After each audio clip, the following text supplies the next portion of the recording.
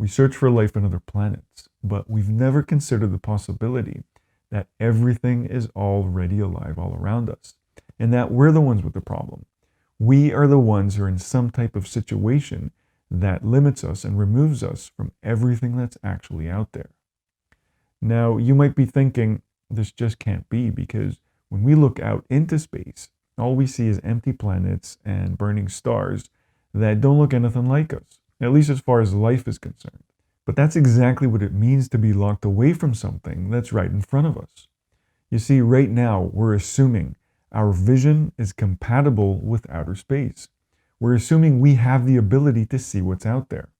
But just think about it. The spectrum of what we're able to see here on Earth, it's already so limited. But it's really only when we take a step outside the boundaries of Earth's atmosphere that something truly mind-blowing happens. Something changes, but we don't seem to even register that it's actually happening. If we can't smell in space, if we can't hear in space, if we can't breathe in space, it probably means that we can't see in space either. Yet somehow we believe that one of our senses can keep working perfectly while all the others shut down completely. The truth is that we're totally blind when it comes to outer space. But it's not just our vision, because any infrared or ultrasounds detectors or sensors, they don't seem to be helping either. But just because we're unable to detect something, it doesn't mean there's nothing actually out there. And I don't mean life on a distant planet somewhere. I mean life all around us, on each and every spinning sphere out there. So what is our planet going through that could be locking us away from the life that could be, at this very moment, flourishing all around us? There is a situation in nature where an organism is locked away under the impression that it's the only living thing in existence, as it receives its life from an outside source and it's wrapped in a salty fluid. Does that sound familiar? So let's do a little experiment here. Let's try and judge what's out there, not by what we see, but by what makes more sense. I mean, we think we're the only living planet, but have you noticed how the only living planet is getting its own life from an outside source? We keep saying, oh, when will we find life out there in the universe? But we're not even responsible for the life we have here. Really think about it for a second. We think we're the only sphere that has life, but this whole time it's a totally different sphere that's giving us this life. If a large sphere is giving life to a small sphere, you don't think there's a chance that the large sphere will also be alive to be in a position where it can pass on this life in the first place? But I get it. You're looking over at our sun and all you can see is fiery plasma that no one could ever live on. And you'd be right. But there's a very simple solution here. All we have to do is examine all the other situations where one thing is giving life to something else here on Earth, close to home.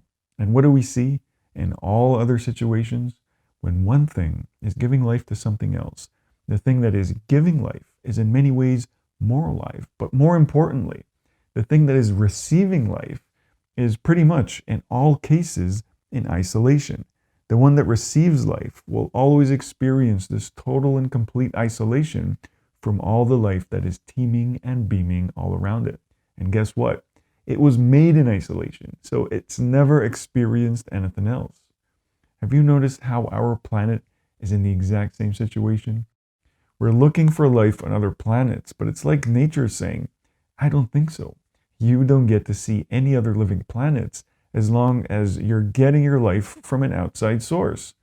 You see, our planet is subject to the same restrictions and limitations that all other life dependents, for lack of a better term, are also subject to. Now, I don't know if you've noticed this, but every time we make a serious revelation about our place in the universe, we become just a little less special. We thought the sun revolved around us, but then we learned we weren't so special. We thought we were the center of our universe, but then we learned we weren't so special. Well, guess what? We still think the universe itself revolves around us. That hasn't changed in the slightest because we think life itself revolves around us. Can you guess what the next important thing we learn about ourselves might be? You got it. we're not that special. We've collectively been here all of 5 seconds, and we've managed to convince ourselves it's all about us. Can you see all those billions of planets and stars out there? Each and every one of them is more alive than we are. It's not that we're alive and the universe is dead. It's more like the universe is really alive and we only get a taste. The real question should have never been, is there life out there? The question should be, of course there's life everywhere, but why can't we see it? And the answer, it couldn't be more simple and natural. Our planet is a fetus inside a womb. And this isn't a metaphor, it's an actual womb. It's just a little bit bigger and slower than what we've gotten ourselves used to. Our planet is an actual living being in its most primal stage of existence. And we get to tag along for the ride. You see, as an individual, you were already inside the womb, back when nature made you. But our planet has a problem. It's not born yet. And the bigger the scale, the longer it takes, but only in relation to us. Can you see how a whole system of cells are made inside the fetus before the fetus is born? Nature's paradox is when the smaller parts that make up an organism need to be ready before the organism itself is ready.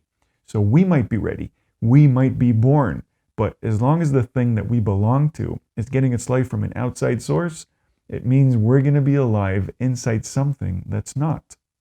Or not yet anyway.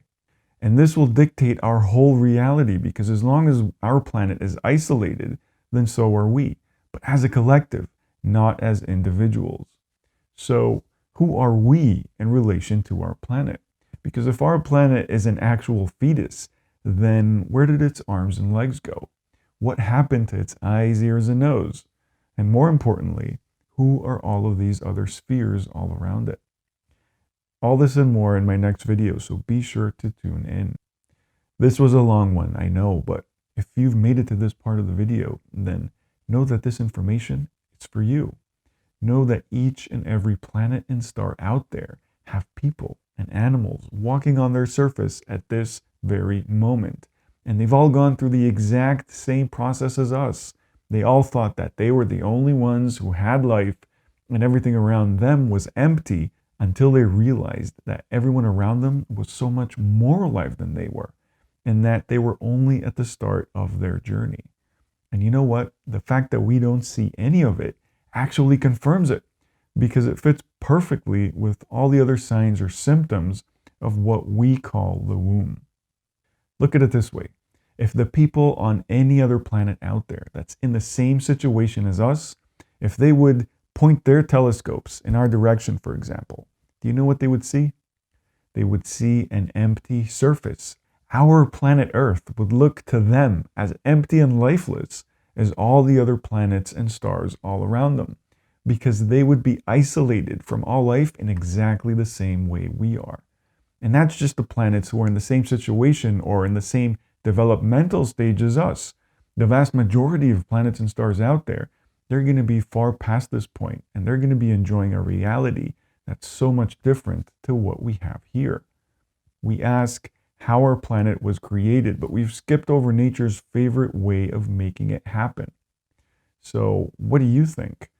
Are you going to go to sleep tonight believing that we just happened onto an empty universe? Or will you go to sleep realizing we're not the first to go through this? Because getting your life from an outside source combined with isolation, this is nature's recipe for creation. And this recipe has a name. It's called the womb. It's called pregnancy. Can you imagine what life is going to be like beyond the planetary exit?